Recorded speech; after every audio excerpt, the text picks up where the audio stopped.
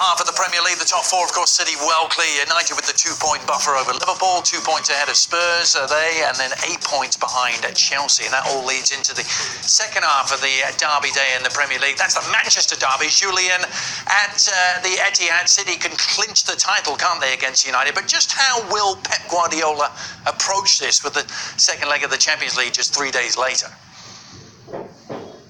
Surely the priority has to be on that second leg against Liverpool. I mean, if they don't win the title this weekend, it will be next weekend. I know it's a big game, it's a derby against United. For the fan, it would be sweet to win it, against your arch rival and your neighbours. But surely the priority has to be Liverpool, has to be resting players this weekend or playing the ones who need some game time, who need to be a bit more match fit if you want, but you can't take a risk of having a Kevin De Bruyne getting injured on Saturday, or David Silva getting injured, or even Leroy Sané getting injured on Saturday, for example. So surely Pep will have a big rotation in his starting 11 compared to what he did on Wednesday and what he will do on Tuesday next week. You see it that way, Paul? Is that the way Pep's going to go? He got crucified for changing a couple of players against Liverpool, didn't he? This is a huge dilemma for Guardiola. What does he do? This is a massive game for City and United fans. This is, it's off the charts crazy. Manchester United have played very, very well against City in seasons gone by. This season slightly different.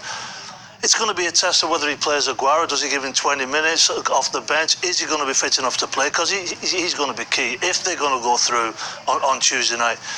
I honestly don't know what he's going to do. I think this is going to be a massive, massive conundrum for Pep Guardiola. It's a delicate balancing act, isn't it? And as Julian said, the title is not what's at stake here. What is at stake is City's mindset, perhaps, and health. I don't think that's the way that Pep rolls. I think Pep's going to put out a strong team. He's done it all season long, whether it's been the FA Cup, the League Cup, you name it. He puts out strong teams, and I don't think he's going to do what I think Klopp's going to do. I think he's going to play a real strong team. Once again, I'm sitting here wanting to have my cake and eat it as well.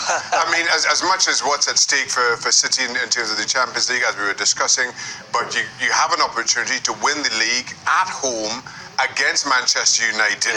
You're the noisy neighbours of old. In front of your own fans, you're rewriting the record books in terms of points, in terms of goals scored. Do you take your foot off the gas? And I'm with Stevie. I don't think Pep Guardiola knows how to play football unless it's full throttle. Do you really take your foot off the gas in the hope that it somehow salvages what's going on? The thing is, if he does change the side, the squad that he's put together there, it's not as if it's going to be a weakened side. It's still going to be a strong side. Is it capable of beating Manchester United?